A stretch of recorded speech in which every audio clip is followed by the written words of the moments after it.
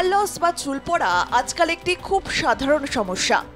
দূষণ, স্ট্রেস, অনিয়মিত জীবনযাপন এবং ভুল হেয়ার কেয়ার রুটিনের কারণে আমাদের চুল দুর্বল হয়, আর এর কারণেই গোড়া থেকে চুল ঝরে যায়।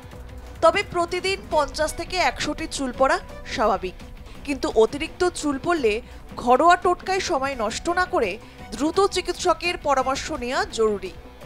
আসুন জেনে নিই কী কারণে মূলত হেয়ার ফল হয়।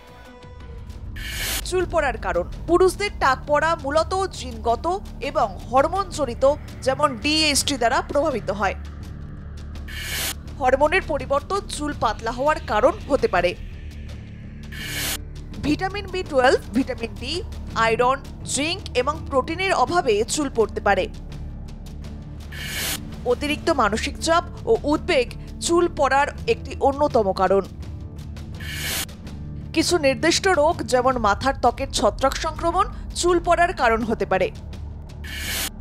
ভুল হেয়ার কেয়ার পণ্য ব্যবহার, অতিরিক্ত স্টাইলিং এবং কিছু ঔষধপত্র চুল পড়ায় ভূমিকা রাখে। চুল পড়ার কারণ সাধারণ হলেও অবহেলা করলে টাক পড়া কিন্তু অনিবার্য।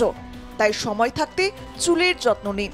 কিভাবে চুলের স্বাস্থ্যকে ভালো রাখবেন আসুন জেনে নিই।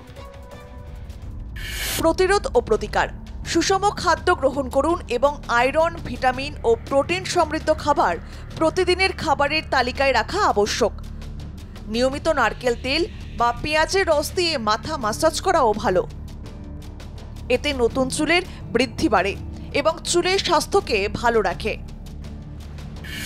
চুল পড়ার অন্যতম কারণ হলো মানসিক চাপ।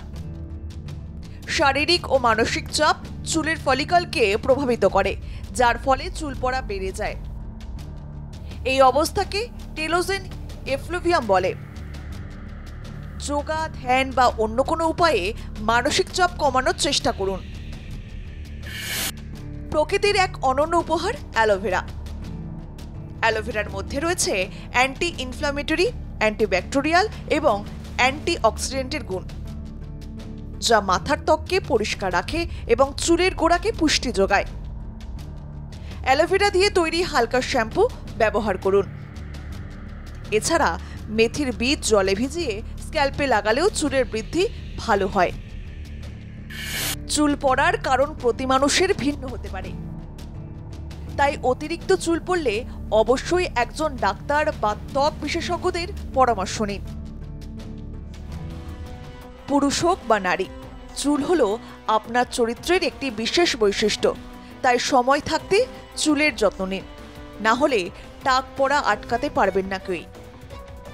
ব্যুরো রিপোর্ট, আর প্লাস নিউজ।